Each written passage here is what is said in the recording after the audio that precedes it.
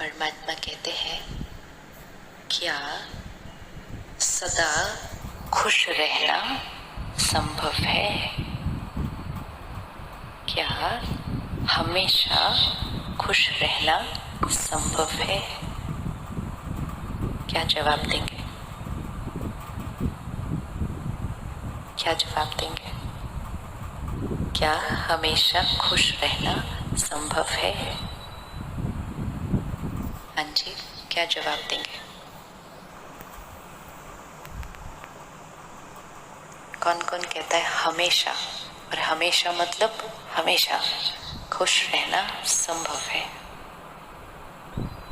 किस किस की खुशी दिन में एक आधी बार चली जाती है किसी न किसी कारण से। जैसे लाइट बीच में दिन में एक आधी बार चली जाती है ना, थोड़े दिन के लिए, तो थोड़ी देर के लिए जाती है, थोड़ी देर के बाद वापस आती है। लेकिन उस थोड़ी देर के लिए हमारे जीवन में अंधकार होता है, दिया बुझ जाता है। इसी तरह आत्मरूपी दिया जब वो बुझता है तो जीवन में अंधकार आता है।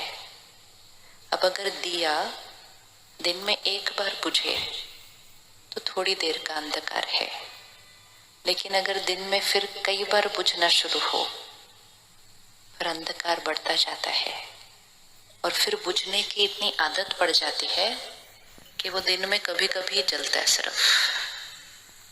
और फिर हम कहना शुरू करते हैं, 1 मिनट शांति दो। कहते हैं ना, 1 मिनट तो शांति दो। शांति 1 मिनट की होनी थी या सारा दिन की होनी थी? तो जो चीज हमारी सारा दिन का नेचुरल स्वरूप है, हमने कहना शुरू किया 1 मिनट शांति दो। 2 शब्द तो प्यार से बोलो।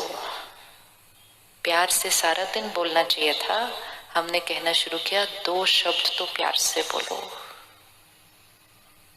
ये शब्द दर्शाते हैं कि हमारे मन की स्थिति अपने वास्तविक स्वरूप से कितनी हटी हुई है। अब हम में से कौन कौन सारा दिन खुश रहना चाहता है? सभी रहना चाहते हैं। 2 ही तरीके हैं। अब दोनों में से कौन सा तरीका यूज करना है वो डिसाइड करना है। एक तो वो लोग जो हमारी खुशी को भंग करते हैं, या तो वो ठीक हो जाए, वो ठीक हो जाए, वो ठीक हो गए, मेरा जीवन सतयुग है। पति कहते हैं, मेरी पत्नी की ये आदत बदल जाए, मेरा घर तो स्वर्ग बन जाएगा। पत्नी कहती है, इससे अच्छा आप अपनी वो वाली एक आदत बदल जाओ तो मैं गुस्सा करूंगी नहीं, तो अपने आप ही स्वर्ग बन जाएगा। होता है कि नहीं होता? तो अगर वो बदल जाए तो हमारा घर स्वर्ग हो जाएगा। दूसरी ऑप्शन ये है, उनके व्यवहार को देखकर अगर हम सही सोचना सीख लें तो भी हमारा घर स्वर्ग बन जाएगा। दोनों में से आसान कौन सा है? वो बदल जाए या हमारी सोच बदल जाए? कौन सा ज्यादा आसान है? वो बदल जाए या हमारी सोच बदल जाए? वो बदल जाए या हमारी सोच बदल जाए? हम सारा दिन में कितना मुश्किल काम ट्राई करते हैं। हम ये भी बदल जाए, ये भी बदल जाए, ये भी बदल जाए, ये भी बदल जाए, इतने लोग बदल जाए। इसकी जगह अगर हम सोचना ठीक सीख लें तो हमारा सबके साथ रिश्ता ठीक हो जाएगा।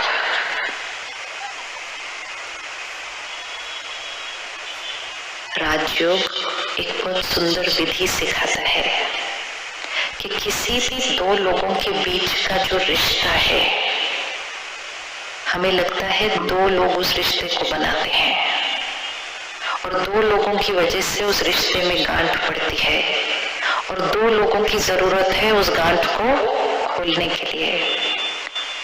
लेकिन आध्यात्मिकता सिखाती है, अगर दोनों में से एक भी गलत सोच ले तो रिश्ते में गांठ पड़ जाती है और दोनों में से अगर एक भी सही सोच ले तो बहुत सालों की गांठें खुल जाती है। दोनों की जरूरत नहीं होती, एक को बदलना है। क्योंकि अगर मेरा और आपका रिश्ता ठीक नहीं है, सपोज मैंने गलत सोचना आपके लिए शुरू किया, तो मेरे यहाँ से एनर्जी जाएगी आपकी तरफ। आपने अगर ध्यान नहीं रखा तो आपकी भी मेरे लिए सोच गलत होनी शुरू हो जाएगी। तो मैं गलत सोचूंगी, आप गलत सोचेंगे, फिर मैं गलत सोचूंगी, फिर आप गलत सोचेंगे। मुख से भले हम मीठा मीठा बात करेंगे, हम में से किसी को आता है मुख से मीठा बात करके अंदर से गलत सोचना? आता है? आता है? किस किस को आता है? ये हमारी शक्ति को घटाता है। अंदर कुछ और, मुख पे कुछ और, व्यवहार पे कुछ और। आपसे मिलकर बहुत अच्छा लगा, आते रहना। अंदर से अगली बार ये फोन करे, मैं पहले ही बोल दूंगी मैं बहुत बिजी हूँ, बहुत बोर करते हैं। होता है नहीं होता? कोई आता है, हम उसको कहते हैं बैठो बैठो खा के जाना खाना। अब हम बोलते हैं तो वो बैठ जाते हैं। अंदर से हम सोचते हैं एक बार बोला ये बैठ ही गया। तो हम सोचते कुछ और है, बोलते कुछ और है, और ये सोचना कुछ और बोलना कुछ और आत्मा की शक्ति को क्या करता है? घटाता है। और सामने वाले को दो मैसेजेस भेजता है, एक सोच से एनर्जी जाती है, एक बोल से एनर्जी जाती है। सदा खुश रहने के लिए परमात्मा कहते हैं सबसे पहला गुण जो चाहिए वो है सच्चाई, सफाई। सच्चाई, सफाई मतलब अंदर बाहर सेम। अंदर कुछ और, बाहर कुछ और। ऐसी आत्मा खुश नहीं रह सकती, क्योंकि ऐसी आत्मा अंदर बहुत कुछ पकड़ के रखती है, बाहर से मीठा मीठा बोलती है।